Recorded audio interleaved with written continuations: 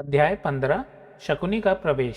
एक दिन युधिष्ठिर ने अपने भाइयों से कहा, भाइयों, युद्ध की संभावना ही मिटा देने के उद्देश्य से मैं यह शपथ लेता हूँ कि आज से 13 बरस तक मैं अपने भाइयों या किसी और बंधु को बुरा भला नहीं कहूँगा।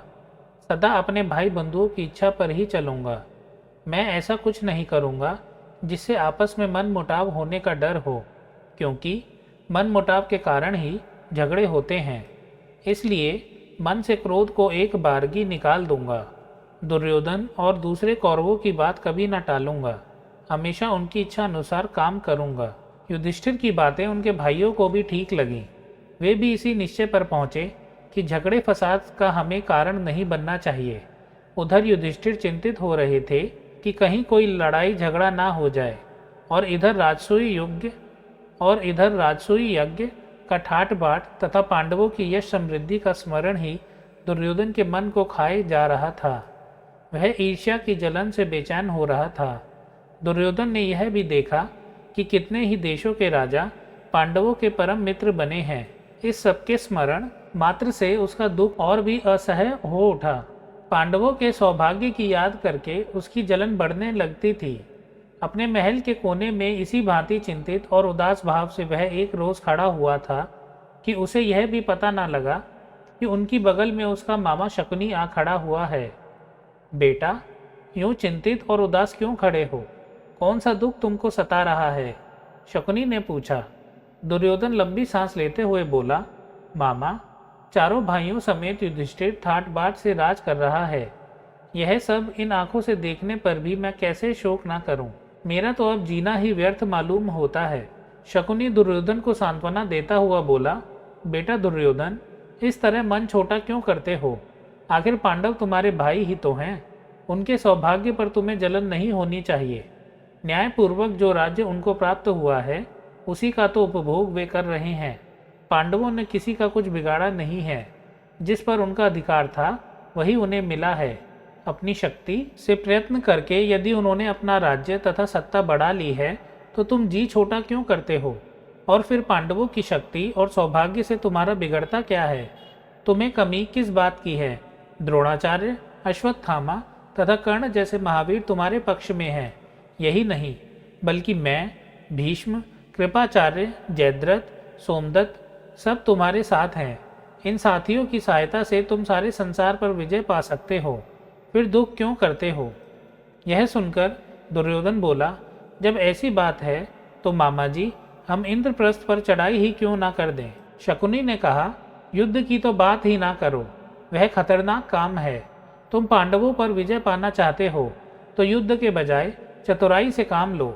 मैं तुमको ऐसा उपाय बता सकता हूँ जिससे बगैर लड़ाई के ही युधिष्ठिर पर सहज में विजय पाई जा सके। दुर्योधन की आंखें आशा से चमक उठीं। बड़ी उत्सुकता के साथ पूछा, मामा जी, आप ऐसा उपाय जानते हैं? शकुनी ने कहा, दुर्योधन, युधिष्ठिर को चौसर के खेल का बड़ा शौक है, पर उसे खेलना नहीं आता है। हम उसे खेलने के लिए न्योता दें तो युधिष्ठिर अवश्य मान जाएगा। तुम तो जानते ही हो कि मैं मजा हुआ खिलाड़ी हूँ। तुम्हारी ओर से मैं खेलूँगा और युधिष्ठिर को हराकर उसका सारा राज्य और ऐश्वर्य बिना युद्ध के आसानी से छीनकर तुम्हारे हवाले कर दूंगा। इसके बाद दुर्योधन और शकुनी धृतराष्ट्र के पास गए। शकुनी ने बात छेड़ी, राजन, देखिए तो, आपका बेटा दुर्योधन शोक और चिंता के कारण पीला सा पड़ गया है। अंधे और बूढ़े धृतराष्ट्र को अपने बेटे पर अपार स्नेह था। शकुनी की बातों से वह सचमुच बड़े चिंतित हो गए। अपने बेटे को उन्होंने छाती से लगा लिया और बोले, बेटा, मुझे तो कुछ समझ में नहीं आता कि तुम्हें किस बात का दुख हो सकता है। तुम्हारे पास ऐश्वर्य की कमी नहीं है। सारा संसार तुम्हारी आज्ञा पर चल रहा है, फिर तुम्हें चिंता काहे की? लेकिन शकुनी ने धृतराष्ट्र को सलाह दी कि चौसर के खेल के लिए पांडवों को बुलाया जाए। दोनों के इस प्रकार आग्रह करने पर भी धृतराष्ट्र ने तुरंत हाँ नहीं की। वह बोले, मुझे यह उपाय ठीक नहीं जच रहा है। मैं विदुर से भी तो सलाह कर लूँ। वह बड़ा समझदार है। मैं हमेशा से उसका कहा मानता आया हूँ। उससे सलाह कर लेने के बाद ही कुछ तय करना ठीक होगा। पर दुर्योधन को विदुर से सलाह करने की बात पसंद नहीं आई। धृतराष्ट्र बोले, जुए का खेल वैर विरोध की जड़ होता है। इसलिए बेटा, मेरी तो यह राय है कि तुम्हारा यह विचार ठीक नहीं है, इसे छोड़ दो। दुर्योधन अपने हट पर दृढ़ रहता हुआ बोला, चौसर का खेल कोई हमने तो ईजाद किया नहीं है, यह तो हमारे पूर्वजों का ही चलाया हुआ है। दुर्योधन के इस तरह आग्रह करने पर आखिर धृतराष्ट्र ने घुटने टेक दिए।